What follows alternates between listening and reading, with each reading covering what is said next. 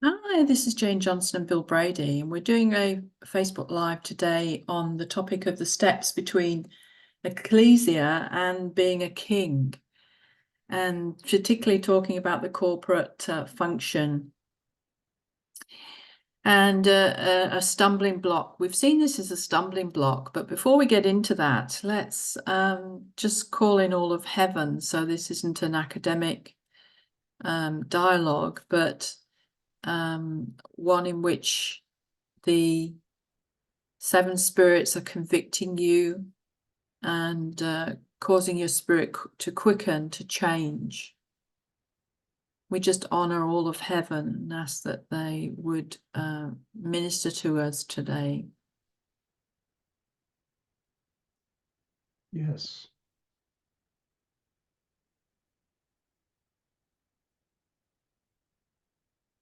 Anything to add, Bill? Oh, I just was sensing that there was a response to your request for all of heaven to join us. Mm.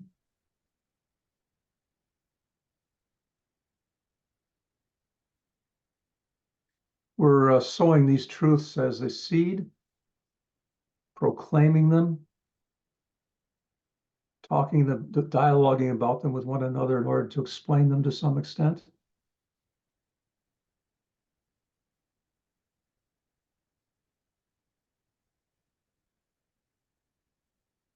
Send angels forth to bring these truths to the right people.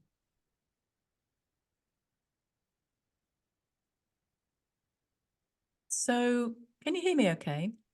Yes, I can. Oh, good. Yeah. So, we saw this clearly as a quite a big stumbling block for quite a few years. How it has been difficult for people to transition to a corporate function, meaning doing stuff for a house, not acting just in their own individual growth, and seeing us as a house, not just a collection of individuals journeying individually. The reasons, I don't know if we're fully clear on that yet, but I'll think about that as we go along. And we just want to ask heaven just to reveal that as well, because it was clear that people, when in the church, saw the corporate function quite easily. They were meeting together, they all pitched in, and a church could not function if it had been just a few small individuals. But because it's more online, people don't see that need so clearly here. And I think that's probably one of the reasons. So, Bill, do you want to start by speaking from your page on who is the ecclesia? Well, first off, the ecclesia, let's use the word church for a group of people gathered. You can think of the building with the steeple and so on, people in pews, or maybe they're in chairs. But the ecclesia is a group that has overcome together to the point that Yeshua has given them a lampstand and has put a lit lamp, which is a true apostle, on that lampstand, and has given them uh, an angel for them as an ecclesia, as a group. So a church doesn't have that, an ecclesia does. Uh, Ecclesia is also a large group, so we can talk about the universal ecclesia worldwide, or we can talk about the ecclesia in a particular city. There's one ecclesia in each city, if there's an ecclesia at all. There may be a lot of churches. There may or may not be an ecclesia in that city, depending on whether Yeshua has given them a lampstand, a lit lamp, and an angel. And then there are small groups um, that are I like the word term work group. Um, the first use of ecclesia is in the Septuagint, which is the Greek Old Testament, and it translates a Hebrew word. Uh, so in the Greek Septuagint, when it translates into English, it says the church or the ecclesia in the desert, speaking about all of Israel that came out of Egypt as being one universal ecclesia. That was the universal ecclesia at that time. That whole group that came out of Egypt was and then headed off towards the promised land was the universal ecclesia at that time. Um, Very interesting to realize it's been around for that long. It wasn't just born on Pentecost. It's been around since Moses. And just for those who don't know, what's the significance of a lit lamp? Um, well, think of a lampstand and then think of a lamp that has a flame. So like Aladdin's lamp, okay? And it has a flame burning out of the spout area. Um, they're used in houses. A lamp of that kind is used in a house. But for an ecclesia, it's on a lampstand, so it's at a prominent height. And then that lit lamp is a true apostle that's associated with that particular ecclesia. Um, the big difference between a group that transitions to an ecclesia and one who doesn't transition to an ecclesia has accepted a false apostle, and as a result, they can't become an ecclesia. I thought The that's what the lampstand was, the true apostle. lampstand is the true apostle. Yep, So it's yep, both the lampstand and the lit lamp. yeah. I'm So sorry, no, sorry, not the lampstand. The lit lamp is the apostle. what's the In the lampstand? King James, the word lampstand is translated as candlestick. Uh, so the actual thing that has height to it that the lamp is put on is the candlestick or the lampstand, Well, what does and that the actual represent? lit lamp is the apostle. What does that represent practically? The lampstand. Well, it represents whether the group of people, the group of disciples of Yeshua, have had the discernment to be able to distinguish between true apostles and false apostles. If they've fallen for the false apostle, they will not become an ecclesia. Or if they have become an ecclesia and then they fall for the false apostle, Yeshua comes along and takes away their lampstand, and they're no longer an ecclesia. Uh, that's the bottom line here. So at the beginning of this journey from ecclesia to king is this transition from being a church to being an ecclesia.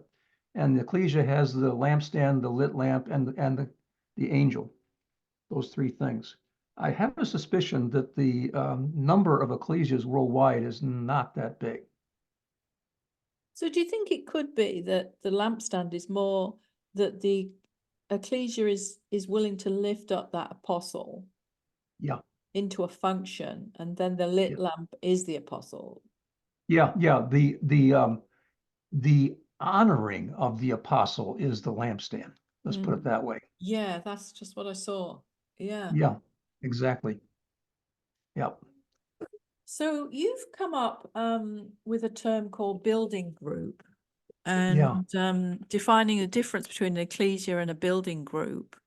Yeah. Do you want to explain that? Yeah. Three levels. First level is the universal ecclesia. The second one is a citywide ecclesia, of which OUB is the equivalent of a citywide ecclesia. That's not all we are. We're also a body of Christ. We're also a bride. We're also a corporate king. We're also a house. There's a bunch of things that we are corporately. But first off, universal ecclesia, then citywide ecclesia, and then what I'm calling work group, but which in the Greek, the word synagogue is used for them. It's a gathering of people that are coming together to do a particular work. They're not just coming together to, have a social or a potluck or something. They're not coming together to have a worship service either. They're coming together to work together to do a mandate together. And let's say there's a city-wide ecclesia, the ecclesia in Ephesus. There'd be quite a few work groups meeting in homes at that time. Today, we meet online, but it's the difference between one of the universal ecclesia or a large group ecclesia in a city, or a large group of all the people that OUP is made up of. And then you get a specific group of people gathering together to do a particular work together. That's a work group. I'm using that word for it. So 3 levels. Thank you. That's really interesting. And I think we are talking about spiritual mandates as well, aren't we? We're not just talking about physical job. Oh, yes. Yeah. Yeah. Mm. Spiritual mandates given to the group's working together to do that. And in the sense of a building group, the group actually is working together to build the group up. They are working together to edify the group, which means build it up to make it um, higher level ages, completing mandates, doing it as a group to themselves as a group. It's not just a group of individuals working together. It's a group of individuals working together as a corporate group, and the corporate group has an identity and it has function. And this is where that stumbling block is. I don't think that most believers see this need for I mean, they see themselves as part of the universal ecclesia. They don't necessarily see themselves as part of a group. They maybe follow a particular teachers or particular heavenly realms forerunners or fathers. And they function as an audience to what the forerunners are saying, but they don't function together as a group to do something together. And this is that whole thing about it's not just about relationship, it's also about responsibility, that actually doing something, about working. Remember, we had this issue early on, people said, oh, no, we're not supposed to work. Well, yes, we are. Yeshua said, my father's been working and I've been working. And we followed Yeshua. We've got things to do. All the things that he's been doing, we're supposed to do too. Anyway, okay. So we're going to talk next about what does an encounter group do. And I'll just give you my experience. Often we've seen that groups do a lot of discovery, or they do a lot of intimacy, relationship kind of understanding of what Yeshua is showing them in a group. But there's not a governmental act. And that can be very, very common in encounter groups. Our group did have elements of discovery, but we did start with a distinct element of governmental acts right very early on.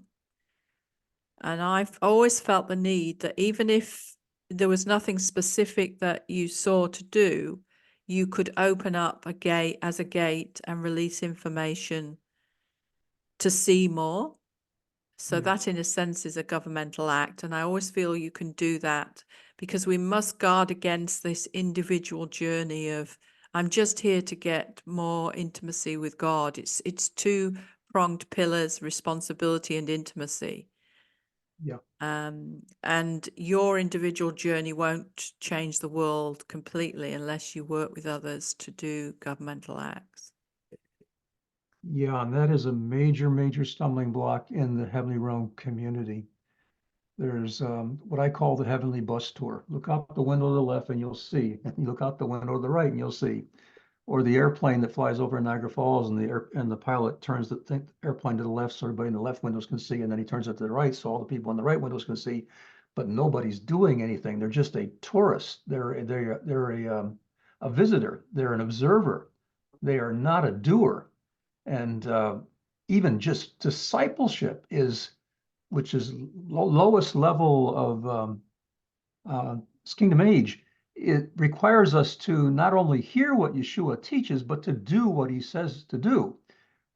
So doing is an essential element of even something as basic as discipleship, let alone functioning in a higher age.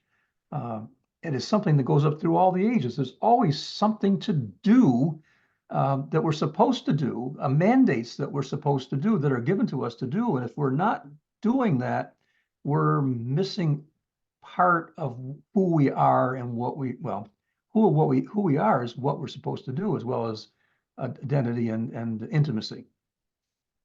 Yes, and also what's coming to me is don't be afraid to challenge your encounter group to move into governmental acts. We're all meant to be equal in an ecclesia. And so it's not one person's group who gets to choose which way the group operates. If they are not willing to listen, it may be a point where you need to move on. And an encounter group isn't a life group. I know some people have felt like, oh, I can't leave. I've committed to this relationship. But if they're really not going at the speed that you're going, you may be holding back your growth and another group needs you more. Or you may need to start the next group yourself. Yeah. Yeah. I mean, You, we're looking for more people to facilitate at their own time zone. They just need a Zoom to record. If you've had some encounter experience or with a bench for a while and you wish to speak to us about it, come and contact us. And you can do it at the frequency that suits you. And there won't be a lot of oversight. There will be some initial training. We've got a few videos to watch. We just ask that you come into relationship with us, go on our Telegram chats daily, post there so that we get to know you a bit more. Do you want to move on to tell us a bit more about the corporate function of the wife, Bill? yeah, let's do some summaries of what the corporate identities are first, though. First, the corporate identity is ecclesia. The next one after that would be body of Christ. The next one after that would be bride. And then the fourth and final one is the wife. Um, the bride prepares herself to become a wife for the marriage. And the preparation is your preparation of character primarily. And when you're ready, then the marriage occurs and you become the wife. Now, the wife is two things. It's the wife, she's the wife of the king, of Yeshua, right? But she's also a king in her own right, but she's not in king headship. Yeshua is in king headship and she's not. Now, the wife is both a personal and a corporate identity because you can personally be a wife functioning as a king. You're a king, but you're not in king headship, then you're the wife. And it's also a corporate identity, a group of kings together functioning as kings. I would suppose, Jane, that a bench is actually a manifestation of the wife. Now that I'm thinking about it, the bench functions governmentally as kings. Um, each king has individual destiny as to exactly what their kingship is going to be like. It's actually written in their birth sky, in the stars and the planets. At the time that they're born, the stars and the planets and so on reveal the nature of their individual destined kingship. And a group of kings together have all the aspects of kingship that are needed. That's one way that a corporate group of kings can function as a corporate identity of wife. Another way is that I see is that a group of kings that are all of similar destiny can function together in a group that is a corporate group that's doing similar mandates. I see those two possibilities as to how a corporate wife would function as a king. Um, I don't have an exact answer because I haven't really seen this a whole lot, other than just realizing that a bench is functioning as a group of kings. Um, Yeah. it really does have a corporate identity, and they're all kings or they're functioning under the kingship folks on the bench who are kings, even if their other ones aren't yet kings. Yeah. So as we move from the ecclesia to kingship, what does the journey include? The overall journey, as I said, is from ecclesia to body of Christ to bride to king, which is a wife. It involves a group of things. One is overcoming individually, and I suppose also overcoming as an ecclesia or ecclesia, though there are very few ecclesias that actually overcome as a group. It's much more common that individuals within an ecclesia overcome. Another thing is you go through the four chambers of the heart. Another thing is that let me think, there was something else on the list of, well, Uh, that gives you a general idea. It comes down to being prepared, which is character. And yeah. after being prepared, then comes training, which is skills and works that you learn how to do as a king. I've got here the post you wrote was becoming an ecclesia, overcoming, functioning as an ecclesia, functioning as the Yep, body of Christ, and then functioning yep, as the bride. yep. That's And good. ecclesia age ends when you become a king. That's correct. Mm, Yep. And then at that point, you're in the age of Melchizedek, yeah, yeah. functioning in the I age of do Melchizedek. still believe a bench is in the age of Melchizedek. Me too. Yeah, I do strongly believe that. Yeah, I Uh, think an encounter group is in the ecclesia age, and I think that a bench is in the age of Melchizedek as an overall yeah, general. yeah. It's funny that our format hasn't changed a lot over the years, as if different ages don't affect the format beyond that. As Uh, as far as the bench functioning. Yeah, mhm. But we do yeah, seek to do different things other than king. We seek to be a priest, a yep, legislator, an oracle, yep, and a judge.